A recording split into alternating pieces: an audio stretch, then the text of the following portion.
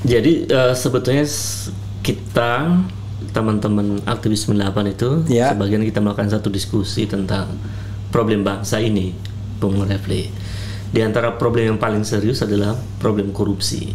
Kita cek misalnya angka indeks persepsi korupsi kita, itu kan angkanya 37 ya, dari skor rentang 0 sampai 100.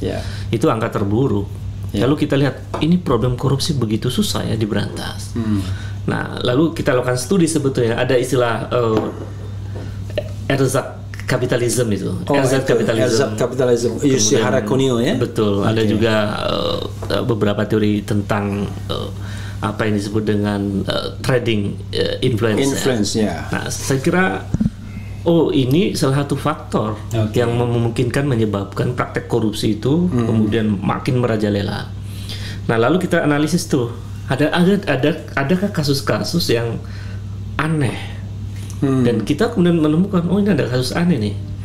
Tahun 2015 ditetapkan sebagai tersangka. Ini anak perusahaan dari PT SM, PT BMH kalau tidak salah namanya. Kemudian 2016 itu di Pengadilan Negeri Sumatera Selatan diputuskan memang bersalah. Gitu. Lalu sampai dibawa ke Mahkamah Agung. Nah, di Mahkamah Agung bulan Februari itu diputuskan berkewajiban untuk memenuhi denda itu, angkanya bukan 7,9 triliun yang diadukan oleh Kementerian Lingkungan Hidup, tapi berubah menjadi 78,5 miliar. Jadi itu bagi kami tanda tanya, ini kok ganjil sekali ya, angkanya terlalu jauh dari triliun ke miliar.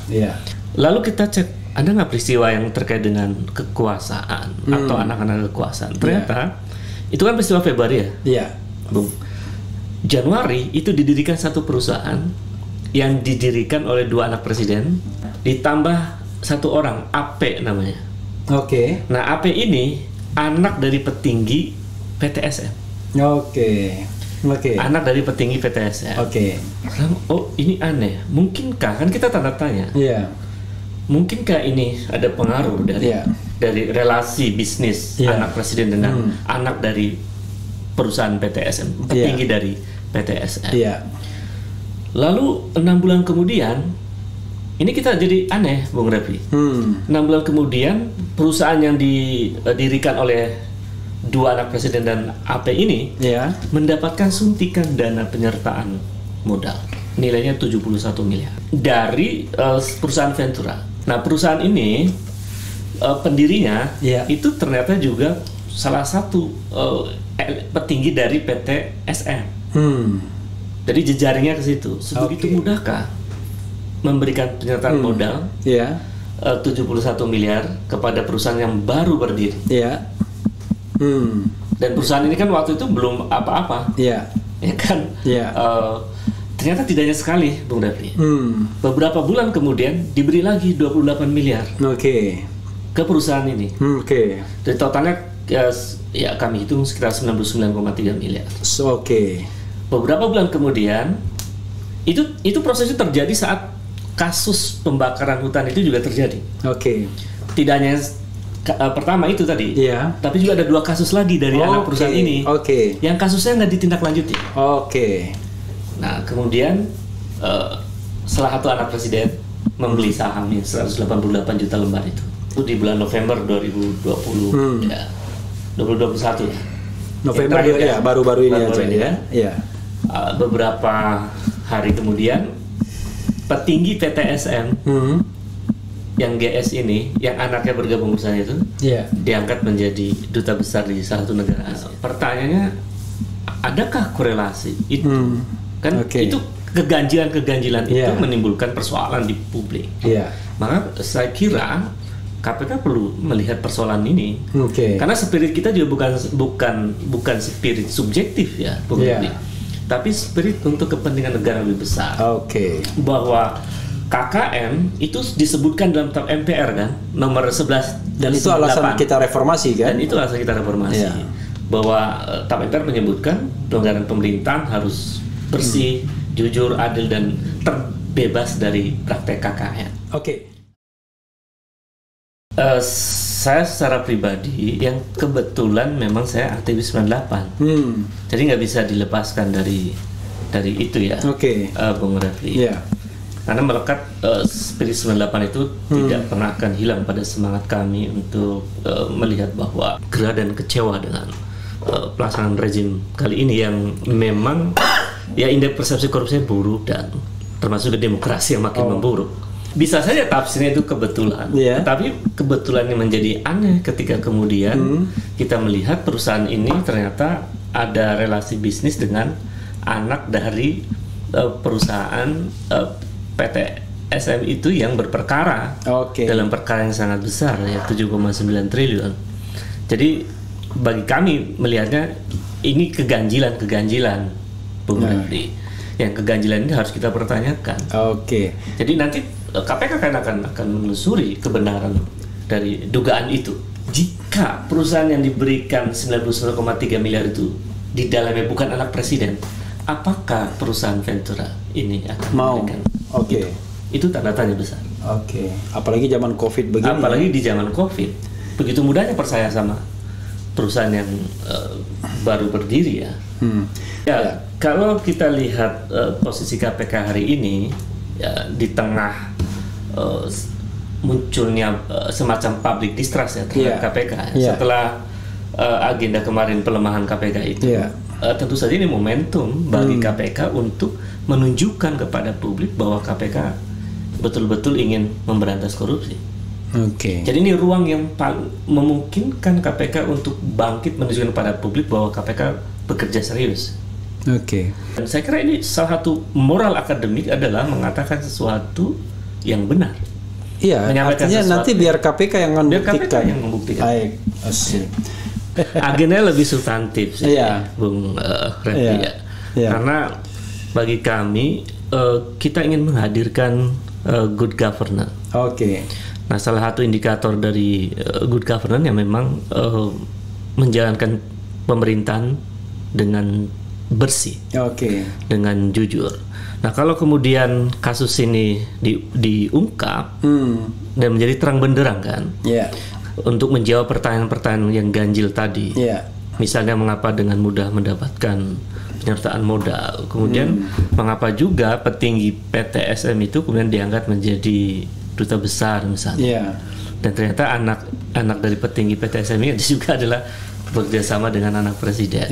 Itu kan pertanyaan-pertanyaan itu perlu diungkap. Nah, ketika itu kemudian diungkap dan jika itu kemudian terbukti, ya KPK harus melanjutkan perkara itu. Kalau di era Orde Baru itu butuh waktu lama, Bung Refli, untuk kemudian membuat keluarga presiden itu terlibat dalam bisnis.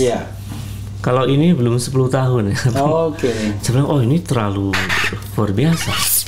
Baru 7 tahun ya, 7 tahun. Ini sebetulnya buah dari satu praktek kapitalisme yang semu, yang tadi disebut sebagai RZ kapitalisme. Di antara ciri dari RZ kapitalisme adalah bagaimana kemudian pebisnis membangun relasi yang sangat kuat dengan penguasa, termasuk dia keluarga penguasa, untuk mendapatkan akses bisnis. Terutama misalnya proyek-proyek yang menyangkut APBN, dan termasuk juga pola ini akan membuat orang-orang yang bagian dari kekuasaan mendapat keuntungan juga. Nah, pertanyaannya apakah ketika perusahaan anak presiden ini mendapatkan suntikan dana, itu bagian dari keuntungan yang diperoleh dari anak presiden yang melakukan relasi bisnis dengan perusahaan atau tidak? Itu kan perlu diungkap itu. Sementara secara empirik kita melihat fenomena itu terjadi. Jadi ini menurut saya juga ada terkait dengan kesungguhan penguasa dan seluruh anak-anaknya, kerabatnya, untuk memang tidak masuk dalam lingkaran relasi bisnis yang menimbulkan tanda tanya bagi publik. Jadi kan menurut saya sesuatu yang baik itu ketika kita tidak melakukan sesuatu yang menimbulkan kecurigaan. Ini melakukan sesuatu terjadi dan peristiwanya empirik. Kasus perusahaan yang terkena 7,9 triliun itu kan sudah inkrah itu, yang akhirnya 78,5 miliar. Jadi perusahaan ini ada 3 kasus yang tadi saya sebut, dan dua tidak selesai itu. Tidak ditindaklanjuti sampai sekarang. Oke. Masih ada intelektual itu yang memikirkan rakyat, memikirkan bangsa. Ya, termasuk ini bukan keuntungan ekonomi yang diharapkan. Ya. Jadi, bahkan tidak hanya kepuasan akademik, kepuasan profesional, bahkan bisa membahayakan karir beliau, bisa membahayakan sebenarnya juga. Itu kan masih di bawah. Oke. Di apa? Kalau kita melihat dengan apa moral judgment, itu bahwa seseorang itu kalau urusan akademik ada lagi kebenaran yang lebih diperjuangkan di atas itu, ada kebenaran moral. Jadi barangkali itu yang menjadi pegangan oleh Bang Ubaid. Mengapa berani mengambil risiko itu? Karena ingin menampilkan diri bahwa tidak semualah para akademisi, para intelektual itu hanya memikirkan yang sifatnya pragmatis, cari uang cukup, bisa atau cari karir gitu. Atau karir gitu. Tapi ada orang yang tidak puas dengan karir dan juga tapi kepuasan akademik, kepuasan profesi, kepuasan katakanlah misi Khalifah fil ard itu diwujudkan dalam perjuangan seperti ini. Dan ini juga tidak tiba-tiba. Saya yakin ini proses panjang. Jadi termasuk dimulai dari keberanian menjadi bagian dari generasi 98. Jadi beliau dan teman-teman tidak ingin hanya mendeklar, tapi bagaimana mengawal reformasi itu bagiannya tidak bisa dipisahkan. Dan menjadi kebutuhan.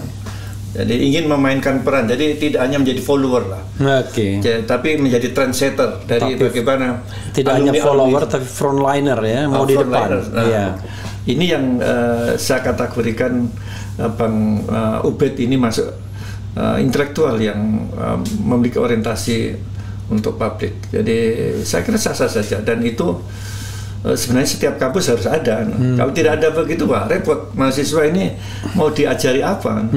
Hanya nyari etika saja, kan butuh juga mahasiswa itu sebagai calon pemimpin masa depan itu diberikan katakanlah nilai-nilai yang sangat diperlukan oleh mereka sebagai generasi yang memiliki idealisme yang itu menjadi ciri khas seorang mahasiswa. Jadi kalau dosen itu semuanya pragmatis, saya kasihan mahasiswanya. Jadi sosok Bang Ubaid ini adalah sangat diperlukan untuk menjadi model, menjadi figur di depan para mahasiswa yang membutuhkan keteladanan real, tidak hanya berwacana, tapi ini udah main di medan langsung. Dan saya yakin ini butuh keberanian memang.